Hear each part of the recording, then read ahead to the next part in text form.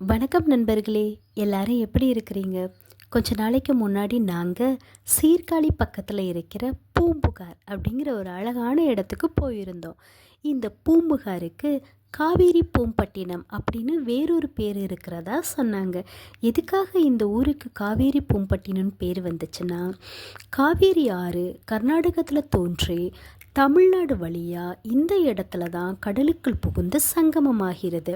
இந்த காவேரி ஆறு இந்த இடத்துல கடலுக்குள் புகுவதால் இதுக்கு காவேரி புகும் பட்டினம் அப்படின்னு சொல்லப்பட்டு பின்னாட்களில் மருவி காவேரி பூம்பட்டினமாக பெயரெடுத்திருக்கு.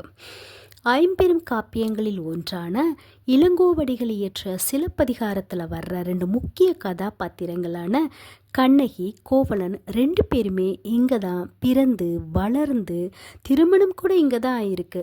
இங்கே கண்ணகிக்கு ஒரு சிலை கூட வச்சுருக்காங்க. இங்கே இளஞ்சி மண்டபம்னு ஒன்று இருக்குது. இந்த இளஞ்சி மண்டபத்தில் பெண்கள் நீராடுவது, உடை மாற்றுவது, கூந்தல் உலர்த்துவது, மாலை அணிவிக்கிறது, பொட்டு வைக்கிறது சம்பந்தமாக சில சிற்பங்கள் வடித்து வச்சுருக்காங்க. இங்கே சிலப்பதிகார கலைக்கூடன்னு ஒன்று இருக்குது.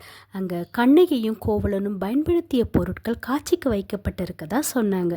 ஆனால் எங்களால் பார்க்க முடியல, ஏன்னா இங்கே புதுப்பித்தல் பணி நடைபெற்றுருக்கு.